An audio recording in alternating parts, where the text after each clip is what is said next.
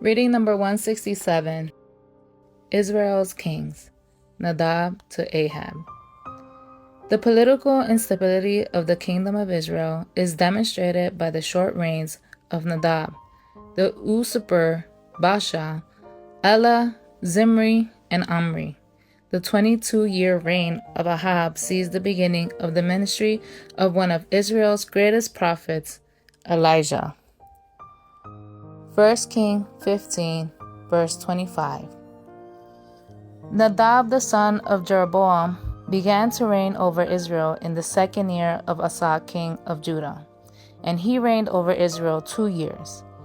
He did what was evil in the sight of the Lord, and walked in the way of his father, and in his sin which he made Israel to sin. Baasha the son of Ahijah of the house of Issachar conspired against him, and Baasha struck him down at Gibbethon, which belongs to the Philistines, for Nadab and all Israel were laying siege to Gibbethon. So Baasha killed him in the 3rd year of Asa king of Judah, and reigned in his place. And as soon as he was king, he killed all the houses of Jeroboam. He left to the house of Jeroboam not one that breathed until he had destroyed it, according to the word of the Lord that he spoke by his servant Ahijah the Shilonite. It was for the sins of Jeroboam that he sinned, and that he made Israel to sin, and because of the anger to which he provoked the Lord, the God of Israel. Now, the rest of acts of Nadab and all that he did, are they not written in the book of the Chronicles of the king of Israel? And there was war between Asa and Baasha, king of Israel, all their days. Baasha reigns in Israel.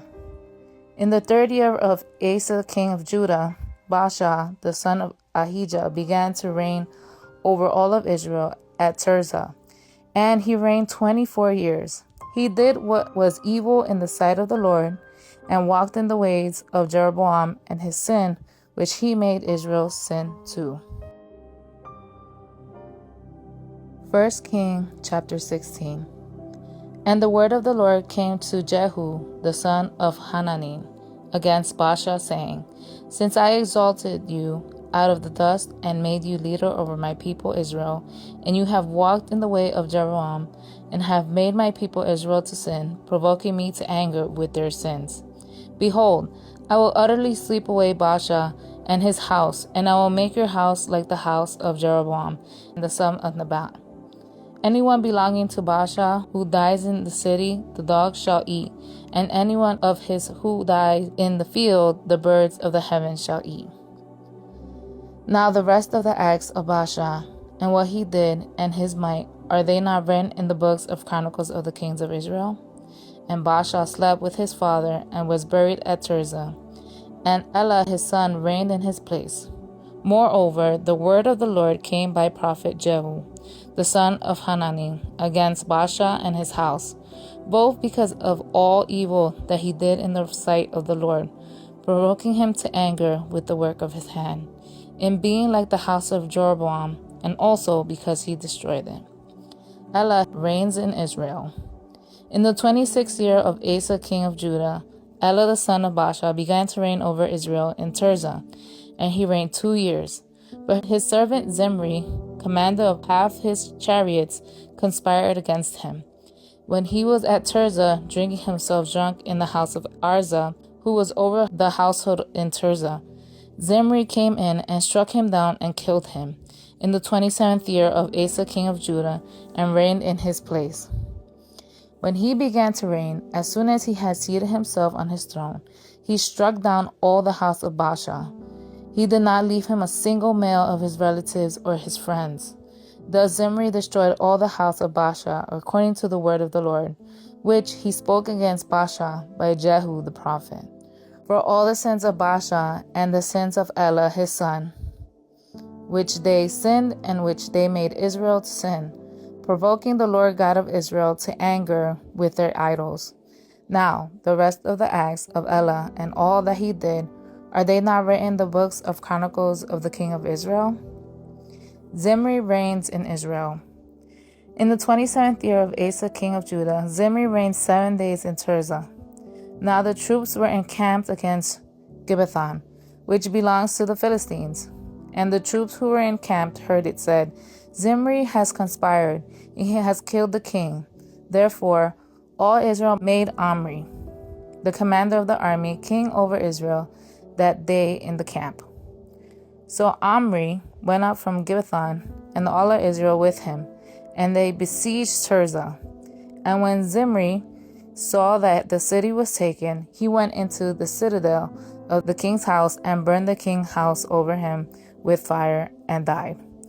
Because of his sins that he committed, doing evil in the sight of the Lord, walking in the way of Jeroboam, and for his sin which he committed, making Israel to sin. Now the rest of the acts of Zimri and the conspiracy he made, are they not written in the book of the Chronicles of the king of Israel?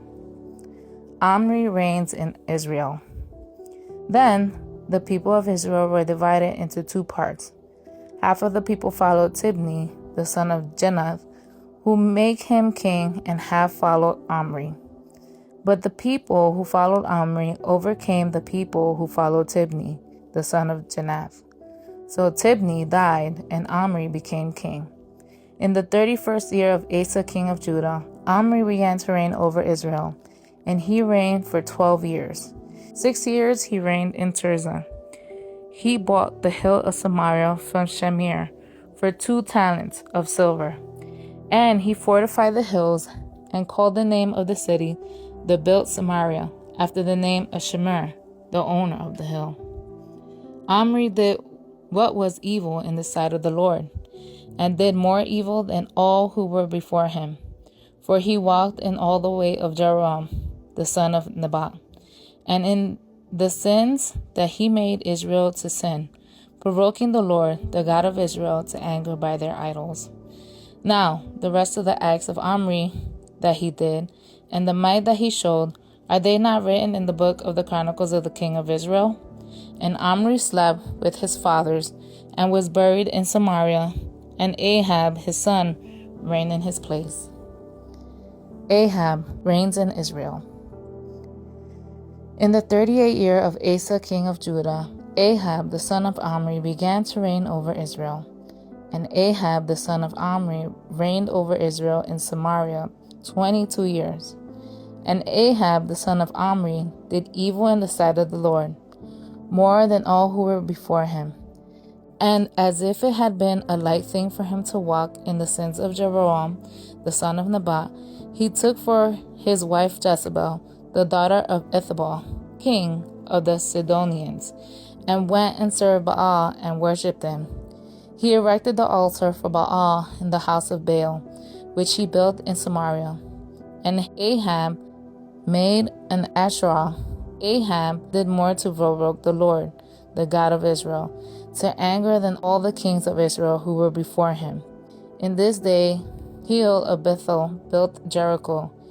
He laid its foundation at the cost of Abiram, his firstborn, and set up its gates at the cost of his youngest son, Segub, according to the word of the Lord, which he spoke by Joshua, the son of Nun. 1 Kings chapter 17. Elijah predicts a drought.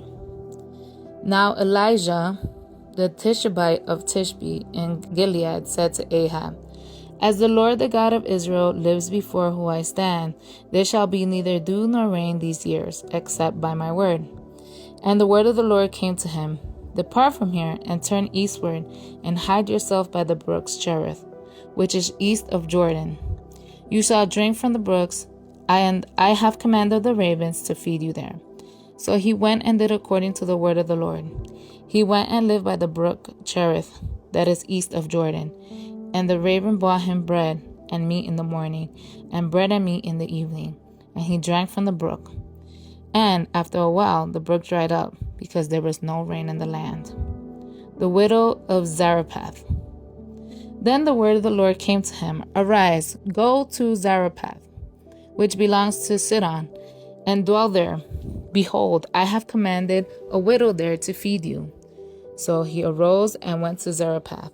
And when he came to the gate of the city, behold, A widow was there gathering sticks, and he called to her and said, "Bring me a little water in a vessel that I may drink." And she was going to bring it. He called to her and said, "Bring me a morsel of bread in your hand." And she said, "As the Lord your God lives, I have nothing baked, only a handful of flour in a jar, and a little oil in a jug. And now I am gathering a couple of sticks that I may go in and prepare it for myself and my son, and we may eat and die." And Elijah said to her, "Do not fear. Go and do as you have said, but first make me a little cake of it and bring it to me, and afterwards make something for yourself and your son. For thus says the Lord, the God of Israel, the jar of flour shall not be spent, and the jug of oil shall not be empty, until the day the Lord sends rain upon the earth." And she went and did as Elijah said, and she and he and her household ate for many days. The jar of flour was not spent, neither did the jug of oil become empty, according to the word of the Lord that he spoke by Elijah. Elijah raises the widow's son. After this, the son of the woman, the mistress of the house, became ill. And his illness was so severe that there was no breath left in him. And she said to Elijah, "What have you against me, O man of God? You have come to me to bring my sin to remembrance and to cause the death of my son?" And he said to her, "Give me your son." And he took him from her arms and carried him up into the upper chamber where he lodged, and laid him on his bed. And he cried to the Lord, "O Lord my God, have you brought calamity even upon the widow with whom I sojourn by killing her son?" Then he stretched himself upon the child 3 times and cried to the Lord, "O Lord my God, let this child's life come into him again." And the Lord listened to the voice of Elijah, and the life of the child came into him again, and he revived. And Elijah took the child and brought him down from the upper chamber into the house, and delivered him to his mother. And Elijah said, "See, your son lives." And the woman said to Elijah, "Now I know that you are a man of God, and that the word of the Lord in your mouth is true."